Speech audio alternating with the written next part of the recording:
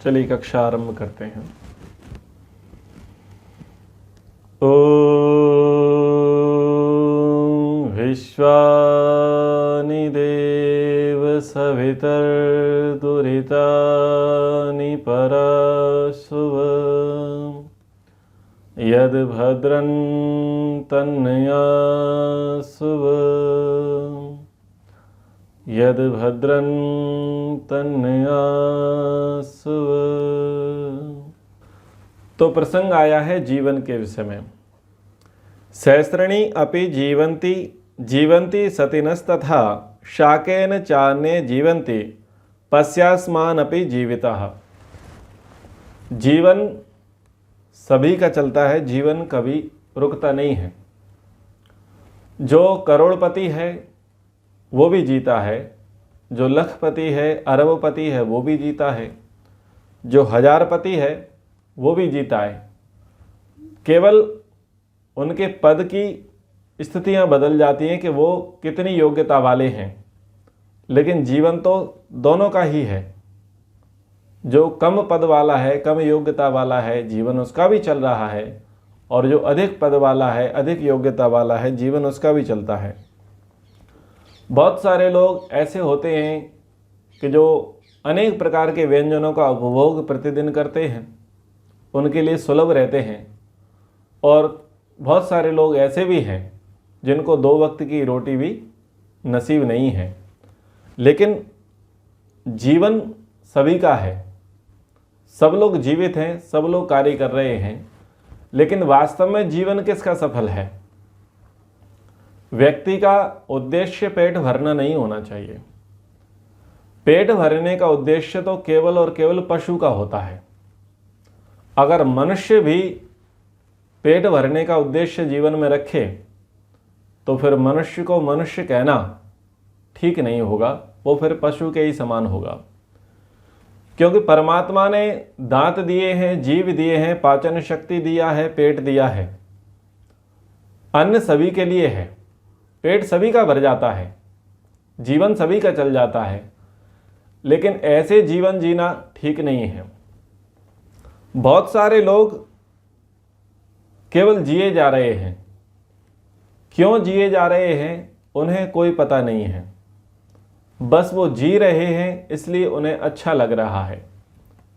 उनका जीवन सर्वथा निरुद्देश्य है। एक सिंगल भी उनके जीवन का कोई व्रत नहीं है, संकल्प नहीं है, एम नहीं है, लक्ष्य नहीं है। जी रहे हैं, मस्त हैं, खा रहे हैं, पी रहे हैं, सो रहे हैं, घूम रहे हैं, फिर रहे हैं, बस जी रहे हैं। लेकिन रत्ती भर भी उनके जीने से ना तो समाज के लिए कोई योगदान है, ना ही राष्ट्र के लिए कोई योगदान है, ना ही धर्म के लिए कोई योगदान है। तो ऐसा जीना ठीक नहीं है। व्यक्ति को कभी भी निरुद्देश्य नहीं घूमना चाहिए। प्रायः कुछ लोग जो अविवाहित होते हैं, सिंगल होते हैं, उनका जीवन ज़्यादा नीरस और निरुद्देश्य देखा जाता है। तो ऐसे लोगों को शिक्षा देने की आवश्यकता है, उनको अच्छी संगति की आवश्यकता है, ताकि वो अपने जीवन को सफल बना सकें, सार्थक बना सकें। बहुत सारे लोग घुमक्कड़ प्रकृति के होते हैं, घर में नहीं बनती है और बस निकल पड़ते हैं, कभी इस दरवाजे, कभी उस दरवाजे, कभी इस तीर्थ, कभी उस किनारे, कभी पर्वतों पर, कभी पहाड़ पर, बस अखंड घूम रहे हैं, विचरण कर रहे हैं। जहाँ रात्रि हुई वहाँ सो गए, जहाँ सुबह हुई वहाँ उठ गए, जो मिला वो खा लिया, जो मिला वो पी लिया। कोई अच्छा मिला तो अच्छा व्यवहार कर लिया, बुरा मिला तो बुरा व्यवहार कर लिया। ये निरुद्देश्य जीवन, निरर्थक जीवन, ये धरती पर बोझ के समान है। और धरती पर बोझ किसको कहा?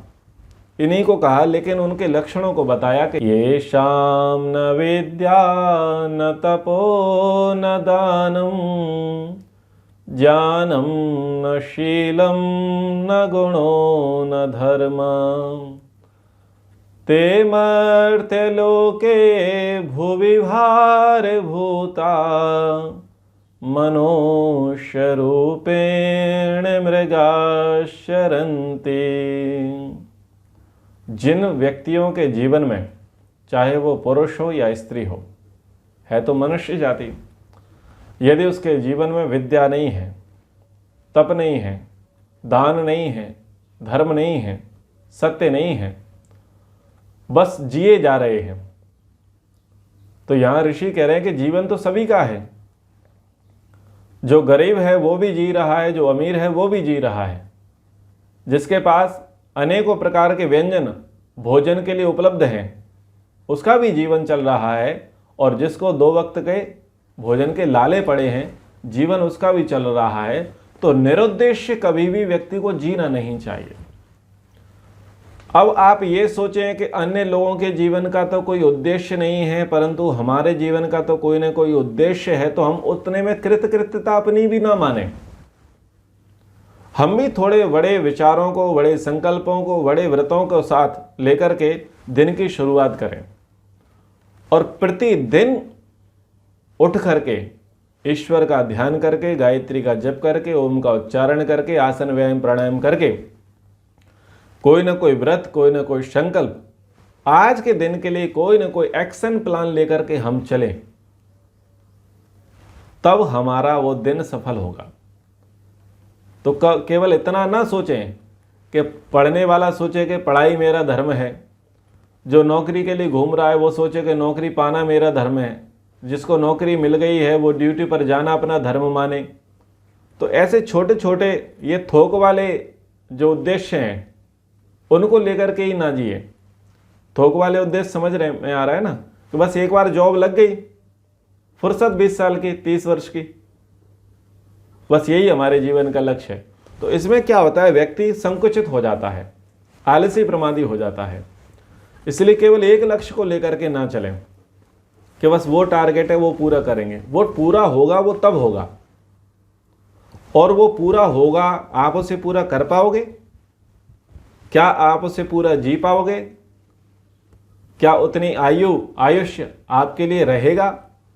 अथवा जो आयुष्य आपके लिए है, क्या आप उतना आयुष्य पूर्ण कर पाओगे? इस पे अनेक प्रकार के प्रश्न चिन्ह खड़े रहते हैं। इसलिए उस पर ज़्यादा फोकस न करते हुए हम वर्तमान पर फोकस करें कि आज के दिन हमारे लिए क्या टारगेट है, आज का हमारा दिन किन व्रतों के साथ, किन संकल्पों के साथ आरंभ हो, और आज के दिन का हमारा उद्देश्य क्या है। तो निरुद्देश्य जीवन की शुरुआत नहीं करनी है। लोग क्या करते हैं, बस उठते हैं, नहाते हैं, खाते हैं, ब्रश करते हैं, फिर उनको क्या उद्देश्य हो जाता है कि आज ब्रेकफास्ट में क्या है, लंच में क्या है, डिनर में क्या है। इतना जीवन का उद्देश्य नहीं होना चाहिए कि क्या बनेगा। कई माताएं होती हैं प्रातः राश बनाएंगी, नाश्ता बनाएंगी, तो बस उनका ये उद्देश्य होता है कि ठीक है अब दोपहर के भोजन में क्या बनेगा। अब वो उसकी प्रोसेस करेंगे, सुबह के बर्तन साफ करेंगी और 2 घंटे बाद, 1 घंटे बाद रेस्ट लेकर के दोपहर के भोजन की तैयारी में लग जाएंगे। फिर दोपहर का भोजन हो गया तो उसके बाद उनका उद्देश्य हो जाएगा कि शाम का भोजन क्या बनेगा। तो ये ऐसे कोल्हू के बैल जैसे उद्देश्य नहीं होने चाहिए। कोल्हू में बैल पैर दिया जाता है, बस वो घूमता रहता है। तो माताएं भी ऐसा विचार ना करें, जो घर में रहती हैं और घर का कार्य संभालती हैं, वो केवल इतने को अपने जीवन का उद्देश्य, दिन का उद्देश्य ना बनाएं, क्योंकि वो तो आपकी दिनचर्या है ही। वो कल भी वैसी थी, आज भी वैसी है, और आगे आने वाले कल में भी वैसी ही होनी है। लेकिन उसमें कोई उद्देश्य तो विशेष जोड़ा नहीं है ना, विशेष संकल्प तो है नहीं। तो विशेष संकल्प को लेकर के माताओं को अपने दिन की शुरुआत करनी चाहिए। जैसे सामान्य लोग थोड़ा क्रिएटिव होते हैं तो वो सोचते हैं कि डेली की एक जैसी डिश क्या बननी, कुछ आज एक्सपेरिमेंट करते हैं, ये डिश बनाते हैं, अथवा रोज़ घर घर खा करके क्या करेंगे, चलो होटल चलते हैं। तो छोटे छोटे उद्देश्य हैं, लेकिन ऐसे उद्देश्य तो लेकर के आए जो आपको राष्ट्र में, धर्म में, अध्यात्म में बढ़ाएं, वो मुख्य हैं। हम क्या करते हैं, परिवार के उद्देश्यों को लेकर के चलते हैं, समाज के उद्देश्य को लेकर के चलते हैं, घर के उद्देश्यों को लेकर के चलते हैं, यानी बस निकट का देखते हैं। भाई निकट का मत देखो, थोड़ा दूर का देखो। जैसे कल किसी माता जी ने पूछा अध्यात्म के विषय में, तो अच्छी बात निकल करके आई कि यदि आप भोजन भी बना रहे हैं तो उसमें भी आप अध्यात्म ढूंढो कि हम इस अन्न का पान क्यों कर रहे हैं, इस अन्न का देने वाला कौन है, और इस अन्न से कैसे रक्त रस मांस मेद मज्जा अस्थि वीर्य का निर्माण होता है, कैसे ये मनुष्य का देह ठहरता है, उस पर विचार करें। उस विचार को ध्यान में रखते हुए हम अन्न का निर्माण करें, भोज्य सामग्री का निर्माण करें। और जब भोजन की थाली हमारे सामने आ गई है तो हम ये ना सोचें कि मैं खा रहा हूं, हम ये सोचें कि मैं खिला रहा हूं। किसको खिला रहा हूं? शरीर को खिला रहा हूं। मैं कौन हूं? मैं आत्मा हूं। मैं अपने इस शरीर में रह रहा हूं, इस शरीर को ऊर्जा देने के लिए मैं इसमें अन्न की आहुति दे रहा हूं, और अन्न की आहुति ऊर्जा प्रदान करेगी और इस शरीर को अगले 6 घंटे 8 घंटे तक चलाने में सहयोगी हो सकेगी, उतना सामर्थ्य रख सकेगी। तो कुछ अच्छा प्लान करके हम आगे चलें, कुछ अच्छा सोच करके हम चलें। ऐसे छोटे से उद्देश्यों को लेकर के जीवन हमें नहीं जीना चाहिए। तो ये बात हमें एक श्लोक से समझने में आई। नास्ति बुद्धि अयुक्तस्य न योगाद विन्दते सुखम धृतिश्च दुख त्याग चेत उभयम तु सुखम नृपः। सुख किसको है और किसको सुख नहीं है, इसके विषय में कहते हैं नास्ति बुद्धि अयुक्तस्य, जिसका चित्त अयुक्तस्य यानी योग युक्त नहीं है, उसे समत्व बुद्धि की प्राप्ति नहीं होती। समत्व बुद्धि प्राप्त होना मुख्य है। समत्व की चर्चाएं पर्याप्त गीता में आती हैं। योगस्था कुरु कर्माणि संगा त्यक्त्वा धनंजया सिद्धयो असिद्धयो समो भूत्वा समत्वम योग उच्यते। जो सिद्धि और असिद्धि में, प्राप्ति और अप्राप्ति में सम है, वो समत्व योग वाला है। एक हम कहते हैं, उसको भी आप नोट कर सकते हैं, आधि व्याधि उपाधि, इनमें जो सम है वो है समाधि। जीवन में आधियां आती हैं, व्याधियां आती हैं और उपाधियां आती हैं। इनमें सम रहना समाधि है, इनमें सम रहना संन्यास है, इनमें सम रहना सम्यक बुद्धि है, समत्व योग है। आदि क्या है? जो आपने सेल्फ क्रिएट की है, जिसके क्रिएटर आप खुद हैं, यानी जिसके कारण आप स्वयं हैं, वो है आदि। व्याधियां क्या है? तो व्याधि तो जग जाहिर शब्द है, कहते हैं ना बड़ी व्याधि आ पड़ी है। व्याधि यानी जिसके लिए आप जिम्मेदार नहीं थे, भौतिक कारण जिम्मेदार था, दूसरा व्यक्ति जिम्मेदार था, तो उसके कारण से जो आपको प्राप्त हुआ वो है व्याधि। और तीसरी है उपाधि। आपको कुछ दे दिया गया, आपको कोई पद दे दिया गया, आपको कोई सम्मान दे दिया गया, आपको कोई अपमान दे दिया गया, आपकी किसी ने हानि कर दी, आपका किसी ने लाभ कर दिया, तो उपाधि दूसरे ने आपको दे दिया। तो इन तीनों अवस्था में जब आप सम रहना सीख जाएंगे तो यह है समत्व।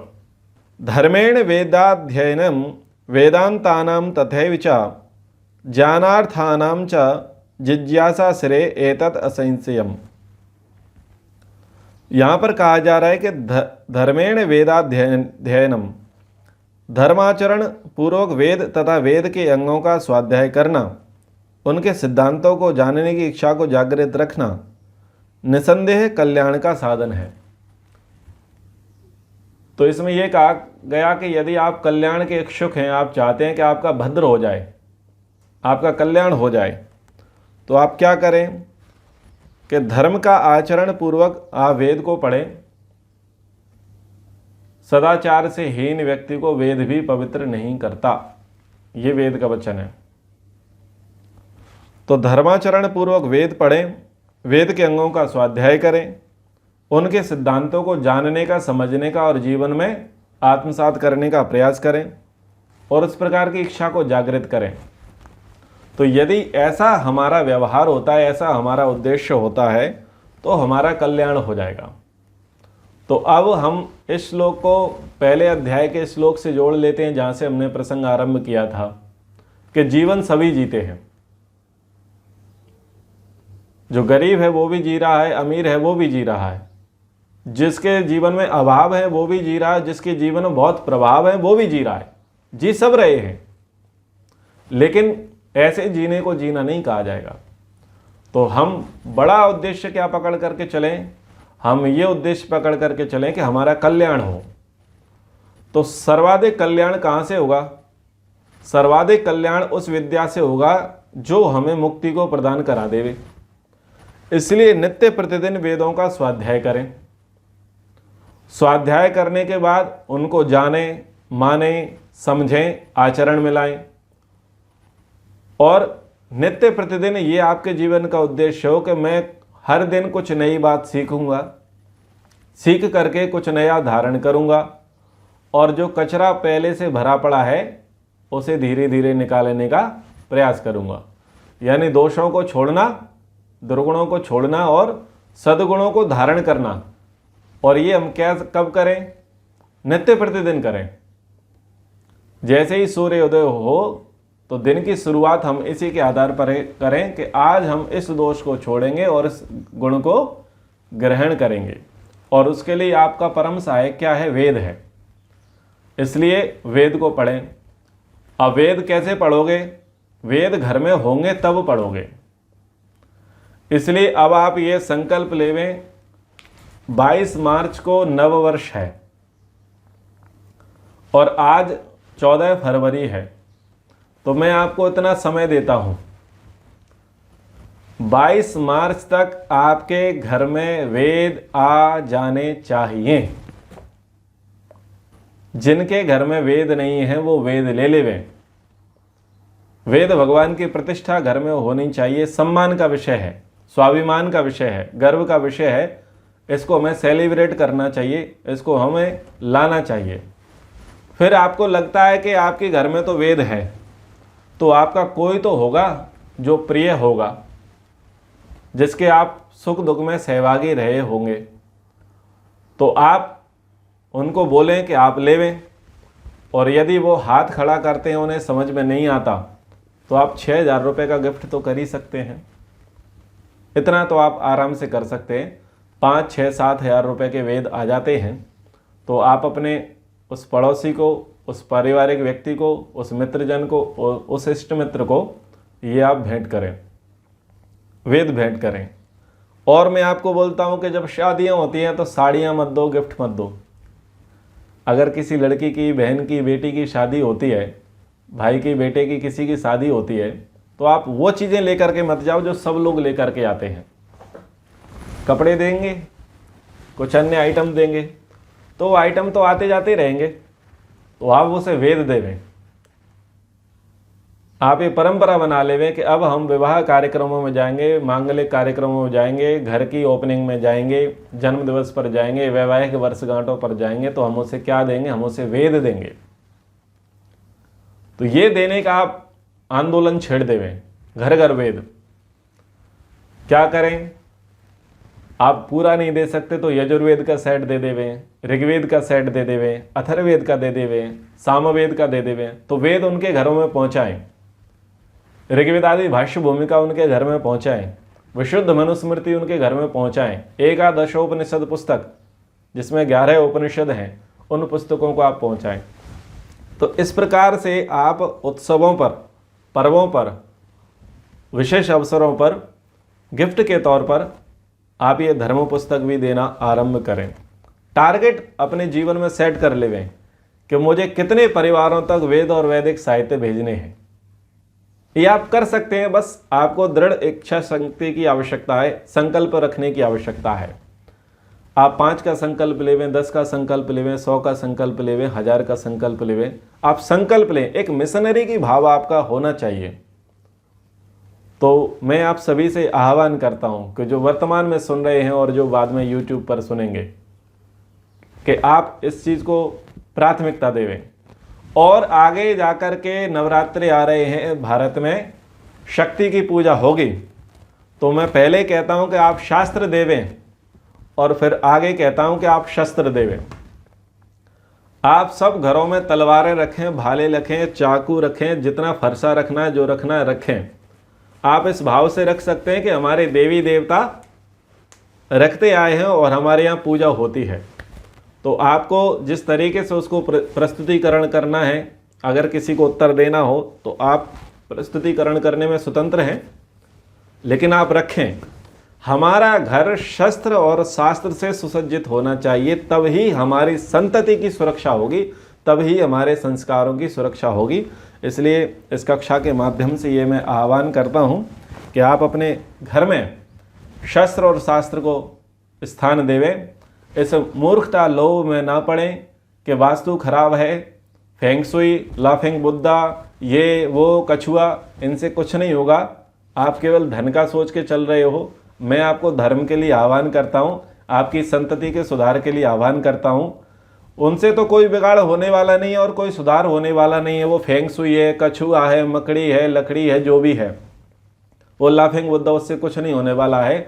लेकिन गारंटी देता हूँ, आप अपने घर में शस्त्र और शास्त्र रखिए, आपकी वर्तमान पीढ़ी भी सुधर जाएगी और भविष्य की पीढ़ी भी सुधर जाएगी। इसलिए इन चीज़ों को ज़्यादा आप प्राथमिकता देवें। तो युधिष्ठिर जी पूछते हैं पितामह भीष्म जी से, क्या पूछते हैं कि मेरे जैसा राजा किस साधन और कैसे व्यवहार से युक्त होकर पृथ्वी पर विचरे और किन गुणों से संपन्न होकर वह आसक्ति के बंधनों से छूट सकता है। हे पितामह, ये जानना चाहता हूँ कि मैं राजा भी हूँ और पृथ्वी पर विचरण भी करूँ और आसक्ति से रहित मैं रह सकूँ।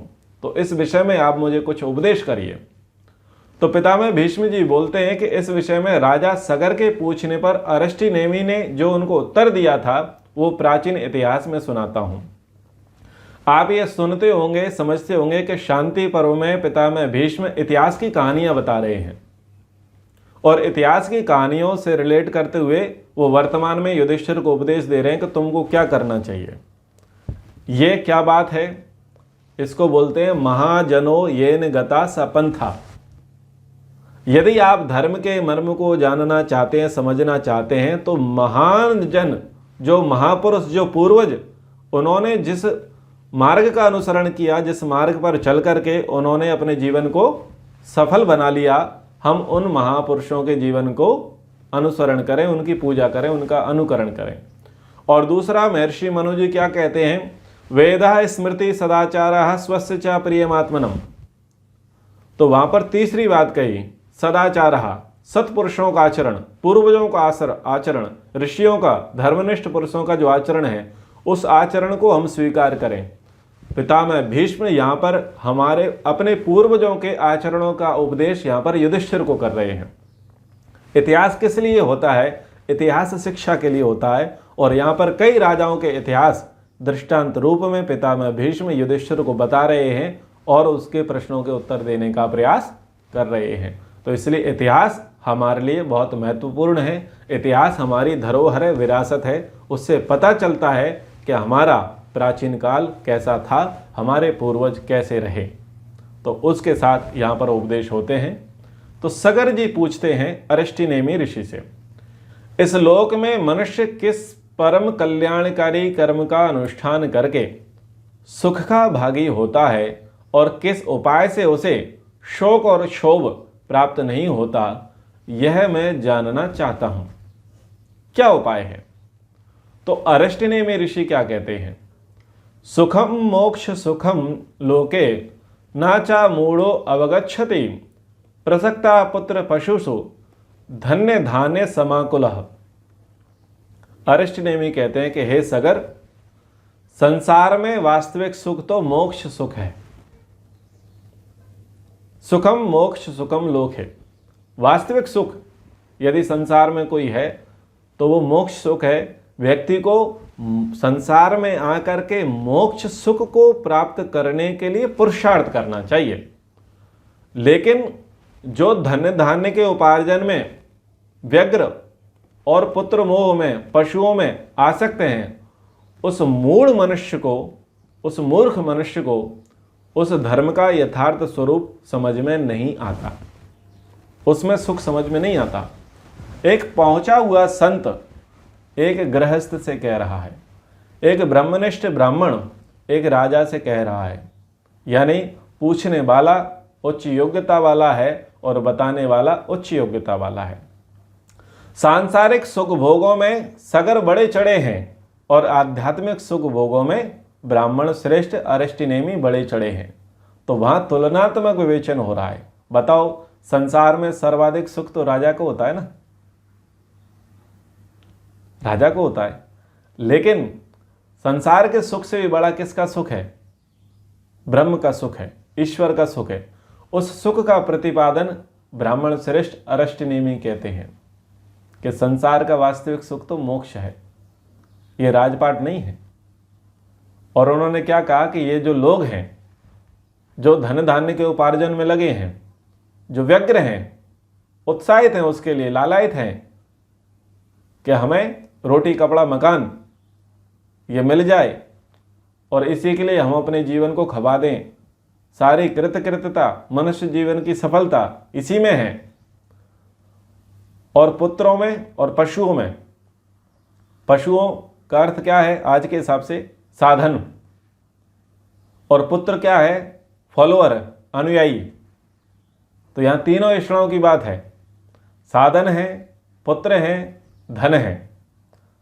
तो ये जो तीनों ईश्वरों में जो व्यक्ति लगा है उसको ये बात कभी भी समझ में नहीं आएगी कि मनुष्य के लिए सबसे बड़ा सुख मोक्ष है।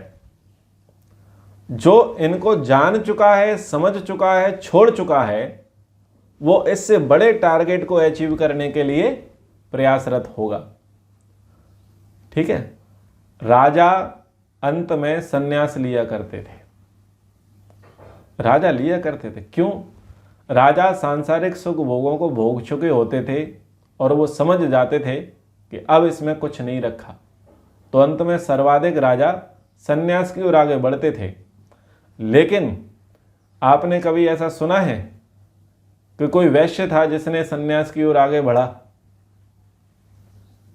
इतना हम पढ़ते आ रहे हैं महाभारत में, आप लोगों ने भी खूब पुराण पढ़े होंगे, लेकिन आपने ये नहीं सुना होगा कि किसी वैश्य ने या किसी शूद्र ने आगे संन्यास के लिए प्रयास किया गया है, उसके द्वारा वानप्रस्थ के लिए प्रयास किया गया है, ऐसा नहीं सुना होगा। लेकिन राजाओं ने किया है। राजाओं ने किया है का अर्थ क्या हुआ कि उन्होंने सारे पर्याप्त सुख भोग देख लिए, एनालिसिस कर लिया कि शांति नहीं है, और ये जो वर्ण है, शूद्र है, वैश्य वर्ण है, ये अभी प्रोग्रेस में ही लगा है, प्रोग्रेस में ही लगा है। वो उच्च शिखर तक नहीं पहुंचा है, सफलता के उच्च शिखर तक नहीं पहुंचा है। जब तक वो उच्च शिखर तक नहीं पहुंचेगा तब तक वो विवेचन कर ही नहीं सकता कि वास्तविक सुख कहां पर है। ठीक है ना। एक व्यक्ति होता है, जैसे हम थोड़ी कुछ अन्य बात कर लेते हैं कि जो व्यक्ति जन्म से गांव में रहा वो तहसील की ओर आकर्षित होता है, कस्बों की ओर आकर्षित होता है, और कस्बे का व्यक्ति जिले की ओर, सिटी की ओर आकर्षित होता है, और सिटी का व्यक्ति महानगर की ओर आकर्षित होता है, और महानगर का व्यक्ति क्या कहता है कि कहीं जंगल में जाकर के झोंपड़ी बना करके कोई फार्म हाउस लेकर के गाय पालेंगे और वहां रहेंगे, वो वहां पर जाकर के सुख ढूंढ रहा है। समझ में आ रहा है ना। ये तो हमारे भारत का वर्तमान उदाहरण है ना। चूंकि वो वहां के लाइफ को जी चुका है, महानगरों की जो फास्ट लाइफ है, बहुत व्यस्त लाइफ है, बिजी लाइफ है, जहां पर अपने पराये का कोई बोध नहीं है, व्यक्ति केवल अपनी जिंदगी जिए जा रहा है, जिसमें ना तो प्रकृति से कोई लेना देना, परिवार से लेना देना, समाज से लेना देना, बस व्यक्ति अपने में मस्त है। वहां तक की लाइफ वो जी चुका, ऐसी लाइफ थी, लग्जरी लाइफ थी। लेकिन वो क्या कह रहा है कि इसमें सुख नहीं है। सुख किसमें? ऑर्गेनिक खेती में है, गाय के पालन में है। सुबह सुबह चलें तो घास में चलें, प्रकृति का कोलाहल हो, सुंदर पक्षी हो और शांत वातावरण हो, रेडिएशन फ्री जोन हो, पॉल्यूशन फ्री जोन हो, और वहाँ पर जाकर के कोई हमें आसन व्यायाम प्राणायाम करना सिखा दे, वहाँ पर जाकर के कोई व्यक्ति हमें ध्यान करना सिखा दे, और वहाँ पर जाकर के हम माला लेकर के बैठ जाए। समझ पा रहे ना। ये व्यक्ति, ये बात कौन कह रहा है? गांव का व्यक्ति इस बात के लिए स्वीकार्य नहीं होगा, लेकिन महानगर का व्यक्ति इस काम के लिए स्वीकार्य है। इसके लिए वो आगे से आकर के बढ़ता है। तो ये बात समझ में आ गई ना कि सन्यास के लिए कौन जा रहा है? राजा जा रहा है। यानी जिन्होंने सांसारिक सुख भोग देख लिया और उनको लगा कि भाई कृतकृत्यता नहीं है, वो व्यक्ति सन्यास के लिए जा रहा है। लेकिन आपने इतिहास में ये बहुत कम ही सुनने को मिला होगा कि शूद्र ने कहा कि मुझे सन्यास लेना है, और वैश्य ने कहा, व्यापार वाले ने कहा कि मुझे इस संपत्ति को दान करके मुझे सन्यास लेना है। तो ये बातें हैं, इसको अन्यथा ना लेवें, ठीक है। तो तब ही जब आप छोड़ दोगे, जान लोगे, तभी आप ईश्वर भक्ति को समझ पाओगे, अध्यात्म को समझ पाओगे, मोक्ष के सुख को समझ पाओगे। जिसकी बुद्धि विषयों में आसक्त है, जिसका मन अशांत रहता है, ऐसे मनुष्य की चिकित्सा करना कठिन है, क्योंकि जो स्नेह के बंधन में बंधा हुआ है वह मूढ़ व्यक्ति मोक्ष अधिकारी नहीं होता, मोक्ष प्राप्ति उसे नहीं हो सकती। यानी उसे आप मोक्ष का उपदेश करो। हमारे पूज्य स्वामी विवेकानंद जी, मोक्ष वाले बाबा जी, उनका अब नाम पड़ चला है धीरे धीरे, मोक्ष वाले बाबा जी। वो जितने भी व्याख्यान करते हैं भारत में, हर जगह उनका मुख्य टाइटल क्या होता है? मोक्ष। दर्शनों की बातें करेंगे, यम नियम की बातें करेंगे, अध्यात्म की बातें करेंगे, और प्रत्येक कक्षा का सार क्या होगा? जितने आप लोगों ने उनके सत्संग प्रवचन सुने होंगे, उनसे पढ़ा होगा, कक्षा का सार होगा मोक्ष। अब जो व्यक्ति नौकरी धंधे व्यापार वाला है, उसमें लगा है, उसको लगता है स्वामी जी आप बोरिंग हो, आपके पास केवल एक ही टॉपिक है, मोक्ष मोक्ष मोक्ष, क्रिएटिविटी आपके भीतर है नहीं। अब उसे वो नीरस क्यों लग रहा है? ये शास्त्र ये कह रहा है कि जिसकी बुद्धि विषयों में आसक्त है, जिसका मन अशांत रहता है, ऐसे मनुष्य की चिकित्सा करना कठिन है। ऐसे मनुष्य की चिकित्सा करना कठिन है। वो स्नेह के बंधन में, बंधु बांधवों में, पैसा कमाने में, सांसारिक सुख भोग में इतना आसक्त है कि वो मोक्ष प्राप्ति के साधनों के लिए जतन नहीं करता। मोक्ष के उपदेश उसे अच्छे नहीं लगते। अच्छा, उसे कौन से उपदेश अच्छे लगेंगे? राष्ट्रवाद के, धर्म के, समाजवाद के, उस प्रकार के उपदेश उसे अच्छे लगेंगे। तो ये मैंने बातें कही हैं, ये आधार लिया है यहाँ पर अरिष्टनेमि मुनि का, और ये जो दृष्टांत है ये तो सर्वविदित है, प्रत्यक्ष है, बहुत सारे लोग ऐसा मानते भी हैं, बोलते भी हैं। तो जिनका चित्त विषयों में आसक्त होता है, अधिक विषयों में जिनका आसक्त होता है, वे कीड़े मकोड़ों की भांति आहार का संग्रह करते करते नष्ट हो जाते हैं। कीड़े मकोड़े क्या करते हैं? कीड़े मकोड़े की प्रवृत्ति केवल आहार का संग्रह करने में होती है, और कोई विशेष उनका योगदान नहीं होता। तो जो विषयों पर आकृष्ट है, जिसका चित्त केवल और केवल विषय सेवन में लगा है, तो वो बस उन विषयों का सेवन करने के लिए घर से निकलता है, और जब विषय सेवन हो जाते हैं तब जाकर के वो शांति से सोता है। तो वो व्यक्ति कैसे जीवन जी रहा है उसका? कि जैसे कीड़े मकोड़े आहार के लिए घूम रहे हैं और आहार की प्राप्ति में नष्ट हो जाते हैं, ऐसे ही ये लोग जो विषयासक्त हैं वो विषयों की प्राप्ति में लगे रहते हैं, और कब विषय के द्वारा ही वो मारे जाते हैं पता ही नहीं चलता। अब एक ऐसा प्रसंग भी आप समझ सकते हैं कि बहुत सारे लोग गरीबी से तंग आकर के अपने घर को छोड़ते हैं, अपने वतन को छोड़ते हैं, और पैसा कमाने के लिए, माता पिता के उज्जवल भविष्य के लिए वो निकल पड़ते हैं। लेकिन गए किस लिए? आहार के लिए गए ना। लेकिन कितने लोग लौट करके आ पाते हैं? कितने लोग लौट करके अपने माता पिता की उन्नति प्रगति कर पाते हैं, उनके बुढ़ापे को सुधार पाते हैं? ये विचारणीय विषय है या नहीं है? तो बड़ी विकट स्थिति है। तो केवल इतना मात्र उद्देश्य नहीं होना चाहिए। पितृ तर्पण करना, पितृ सेवा करना हमारा धर्म है, लेकिन इतना ही हमारा धर्म नहीं है। गरीबी से अमीरी तक जाना अच्छी बात है, निर्धनता से सधनता की ओर आना अच्छी बात है। हम शूद्र पैदा होते हैं, लेकिन शूद्र मरना अच्छी बात नहीं है। ब्राह्मण बनना अच्छी बात है। मूर्ख बन करके पैदा होते हैं, मूर्ख बन के बनना, मूर्ख बन के मरना अच्छी बात नहीं है। विद्वान बन के मरना चाहिए। अबोध बन करके पैदा होते हैं, लेकिन अबोध मर जाना ठीक नहीं है। सुबोध हमें होना चाहिए। तो ये तो हमारे जीवन के लक्ष्य हैं ही, लेकिन छोटे छोटे लक्ष्य ना रखें। आज की कक्षा का सार क्या है कि हम छोटे छोटे लक्ष्य ना रखें, विजन हमारे बड़े हो, उद्देश्य हमारे बड़े होने चाहिए, और बड़े उद्देश्यों को लक्ष्य में रखते हुए हमें पुरुषार्थ करना चाहिए, प्रयास करते रहना चाहिए। तो कहते हैं वो, मृते वा जीविते वा अपि यदि भोक्ष्यति वै जनः स्वकृतं ननु बुद्धिवैव कर्तव्यम हितमात्मनः। तुम जीवित रहो या मर जाओ, तुम्हारा प्रत्येक स्वजन जब अपने अपने किए हुए कर्मों का ही फल भोगेगा, तब इस तथ्य को जानकर तुम्हें भी अपने कल्याण के साधन में जुट जाना चाहिए। अभी तक क्या होता है कि हम इसी में लगे हैं, हम दूसरों के लिए कर रहे होते हैं, कोल्हू के बैल बने होते हैं। कोल्हू का बैल मैंने कई बार बोल दिया, आपको समझ में आया? कोल्हू का बैल जिसमें गन्ना पेरा जाता है, आजकल तो मशीनें आ गई हैं, रहट चलाए जाते थे, पहले कुआं हुआ करते थे, कुएं में रहट होता था, उस रहट में बैल जुता हुआ रहता था, बैल घूमता था, उससे वो रहट से उसमें पानी भर के, बाल्टियों में पानी भर के आता था और वो खेत में जाता था। तो वहाँ पर भी बैल लगा हुआ है, कोल्हू में भी बैल लगा हुआ है।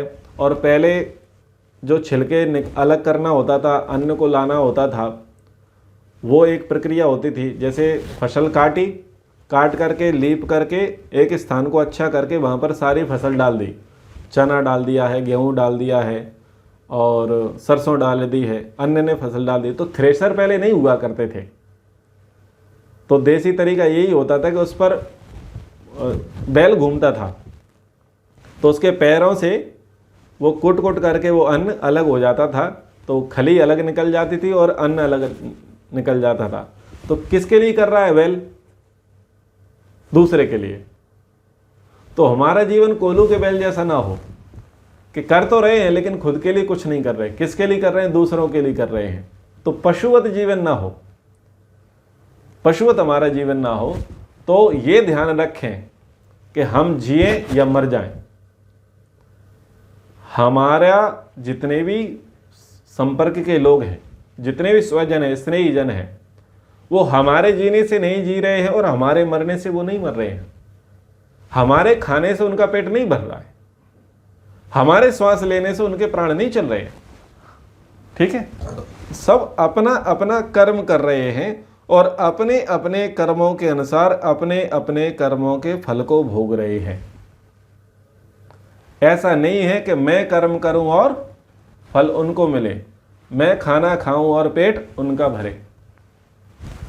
इसलिए चूंकि हम संसार में हैं, हमारे बंधु हैं, बांधव हैं, पारिवारिक जन हैं, सामाजिक लोग हैं, हमें एक दूसरे का सहयोग करना चाहिए, एक दूसरे का साथ देना चाहिए, इसी को व्यवहार कहते हैं। लेकिन हमें कल्याण की बातें पहले सोचनी चाहिए। मुख्य बात क्या है कि कर्म का फल जो कर्म करेगा उसको मिलेगा। इसलिए यदि अच्छा कर्म करेंगे तो अच्छा फल मिलेगा और बुरा कर्म करेंगे तो बुरा फल मिलेगा। इसलिए हमारा सर्वाधिक फोकस इस बात पर होना चाहिए कि हम कर्म कैसे करें, यानी हमें कल्याण की बातें अधिक सोचनी चाहिए कि हम कल्याण करें। वेद में कल्याणकारी उपदेश दिए गए हैं। वेद में यह कहा गया कि खुद के कल्याण की ज्यादा मत सोचो, स्वार्थी मत बनो। वेद में यह कहा कि सबके कल्याण करते हुए खुद की कल्याण की बातें कहो। समझ में आ रहा है? सबका कल्याण करो, वैसी कामना आपकी होनी चाहिए। आप खुद के लिए सुख चाहते हैं तो दूसरों के लिए सुख पहले चाहो। ये वेद में बातें कही हैं। वेद ऐसा नहीं कहता कि पहले आप खुद का देखो बाद में दूसरे का देखना, यानी स्वार्थी मत बनो। वेद परमार्थी बनने के लिए बोलता है। परमार्थी में क्या होता है कि जब आप दूसरे का हित करेंगे तो आपका हित उसमें अपने आप छुपा रहता है। आप दूसरे का कल्याण करेंगे तो आपका कल्याण उसमें छुपा रहता है। तो कल्याणकारी हमारा जीवन हो, हम कल्याण के साधनों को जुटाएं, ये हमारा फोकस होना चाहिए। जिसने भूख, प्यास, क्रोध, लोभ, मोह, ये जितने भाव हैं जो व्यक्ति के जीवन में आते हैं, यदि इन भावों पर उस व्यक्ति ने विजय प्राप्त कर ली, ऐसा सत्व संपन्न व्यक्ति मुक्ति का अधिकारी हो जाता है। तो ये स्थिति कब आएगी? जब सत्वगुण की प्रधानता होगी, कि जब भूख लगे, प्यास लगे, क्रोध आए, लोभ होवे, मोह होवे, ये जब भाव हम में प्रवेश करें, लेकिन इन भावों को हम वहीं पर रोक दें, ये हम पर प्रभाव ना कर सकें, इनके प्रभावों से प्रभावित ना हो और हम अपना काम करते रहें, तो ये स्थिति आएगी सत्वगुण के उभार से। रजोगुण और तमोगुण के उभार से ये स्थितियां बन नहीं सकती, क्योंकि रजोगुण चंचलता लाएगा और तमोगुण मूर्खता लाएगा। तो जब सत्व प्रधान हमारी स्थिति होगी तब ही हम इन भावों से अपने आप को सुरक्षित रख सकते हैं। तो सत्वगुण हमारे भीतर बना रहे उसके लिए क्या करना पड़ेगा? उसके लिए भी 3 काम है। वस्त्र सत्व प्रधान हो, ठीक है, भोजन सत्व प्रधान हो और परिवेश सत्व प्रधान हो। भोजन में क्या आएगा? केवल अन्न सत्व प्रधान नहीं होगा। हमारी 5 ज्ञानेंद्रियां हैं, 5 ज्ञानेंद्रियों से जो हम भोग करेंगे वो सत्व प्रधान होना चाहिए। यानी हम भजन भी सुने तो सात्विक, हम कुछ देखें वो भी सात्विक, हम करें वो भी सात्विक और हम खाएं वो भी सात्विक। तो इस प्रकार से यानी भोजन हमारा कैसा हो? सात्विक। समझ में आ गया? भोजन हमारा सात्विक हो, परिवेश हमारा सात्विक हो और वस्त्र हमारे सात्विक हो।